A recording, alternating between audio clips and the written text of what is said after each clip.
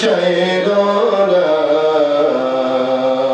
নবীজির দরুদ না জানিলে নবীও মুদরে ছাড়বে না আল্লাহুম্মা সাল্লি মাশাআল্লাহ বলে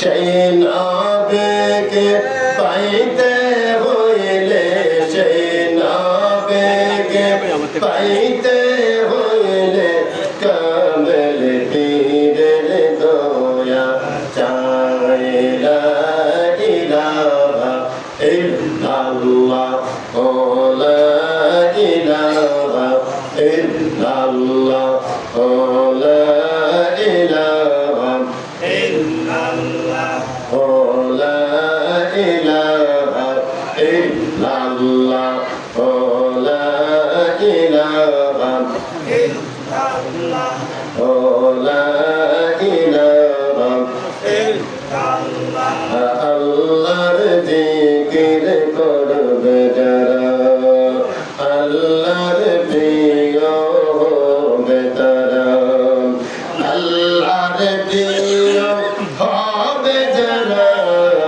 জান্নাতে প্রবেশ করবে তারা লা ইলাহা ইল্লাল্লাহ ও লা ইলাহা ইল্লাল্লাহ ও লা ইলাহা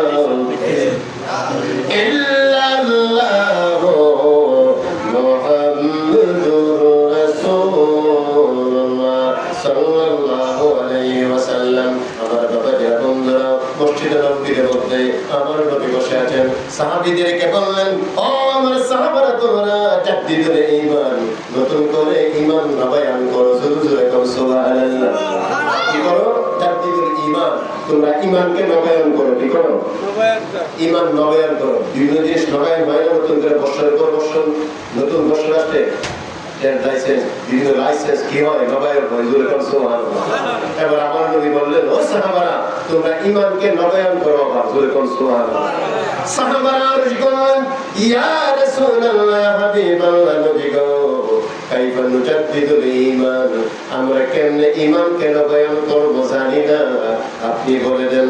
আবার রাসূল বললেন, ও সাহাবারা তোমরা যদি বেশি বেশি কলেমা তাইয়্যিবা জিকির করো, লা ইলাহা ইল্লাল্লাহ ও লা ইলাহা ইল্লাল্লাহ ও লা ইলাহা ইল্লাল্লাহ ও লা ইলাহা ইল্লাল্লাহ ও লা ইলাহা ইল্লাল্লাহ ও লা ইলাহা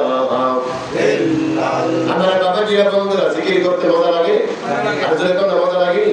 মজা লাগলে মনে করবেন গুনাহগুলি ক্ষমা হচ্ছে। জোরে কোন আলহামদুলিল্লাহ, আর জোরে কোন আলহামদুলিল্লাহ।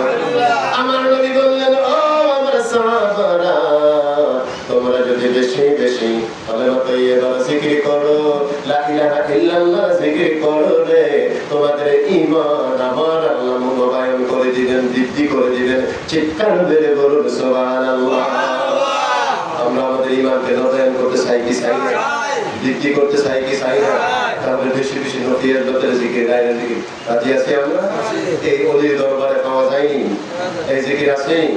আফদালুজ জিকির লা ইলাহা ইল্লাল্লাহ ওয়া আফদালুল কালিমা লা ইলাহা ইল্লাল্লাহ।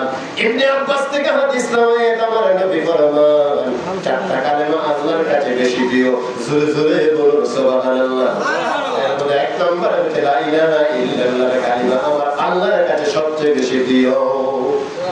আমার সবচেয়ে উত্তম জিকির হচ্ছে আফদালুজ জিকির লা ইলাহা ইল্লাল্লাহ। চিৎকার মেরে বলুন সুবহানাল্লাহ। এই জিকির খানকার মধ্যে পাওয়া যায়নি, এই ওলি আল্লাহর খানকা লাগবনি। আর জোরে কোন কতগুলি উলামায়ে সু আছে, এরা খানকা টানকা কি আবার এগুলি বেদাত। জোরে কোন নাউযুবিল্লাহ।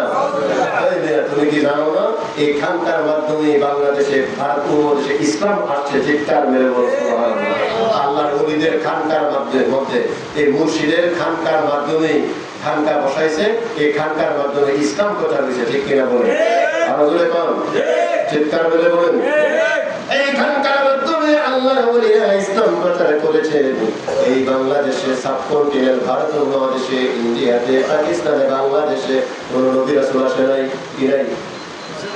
নবী এবং রাসূলরা আসে নাই। ও তারপরে আপনার কোন সাহাবা আসে নাই, তাবিঈনও আসে নাই। তবে তিনজন বাংলাদেশের তাবিঈন আসছিলেন, তারা ইসলাম প্রচারের জন্য নয়, তারা চীনে যাবেন, বাংলাদেশে 15 দিন অবস্থান করছিলেন। বাকি ইতিহাসে কোন সাহাবীও আসে নাই বাংলাদেশে, তারপরে কোন নবী রাসূলও আসে নাই। তাহলে এই দেশে ইসলাম কিভাবে আসছে? আল্লাহর ওলিদের মাধ্যমে। সুবহানাল্লাহ। আর জোরে কোন সুবহানাল্লাহ।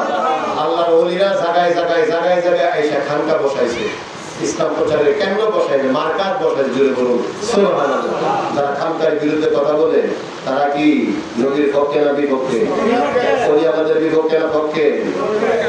আল্লাহ যাদেরকে হেদায়েত দান করে আমরা বলি আমিন। ওলি আল্লাহ রাখবনি, আর যারা রাখবে কি রাখবে না? আমার বাবাজিরা বন্ধুরা, ওলি আল্লাহ ছাড়া এই দেশ গুমরাহ। ঠিক কিনা বলুন?